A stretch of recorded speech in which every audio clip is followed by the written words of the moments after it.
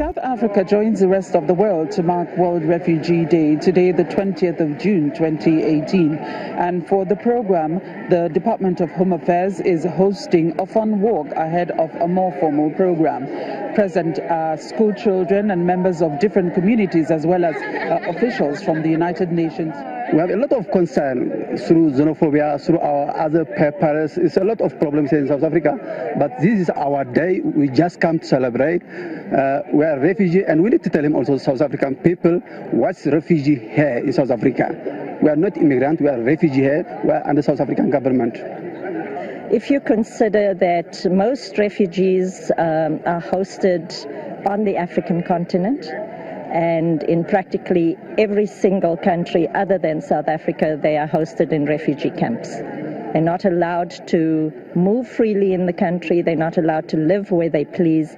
They're not allowed to integrate. And in this respect, certainly South Africa is a forerunner of what we think most countries should be doing.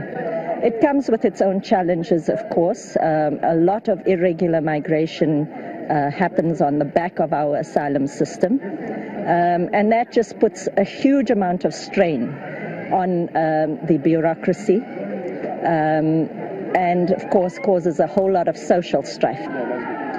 Meanwhile, far away from here at a place called the Lindela Repatriation Center, a group of civil society organizations are staging a protest for what they call the unconstitutional detention of people for prolonged periods in allegedly inhumane conditions, in a protest tagged #OccupyLindela.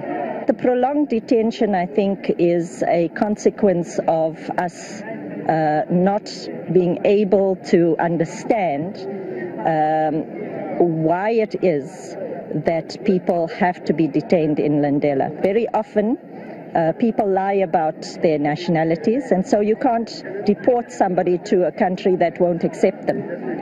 And if people don't have documents and present without documents, very difficult to find out where they belong.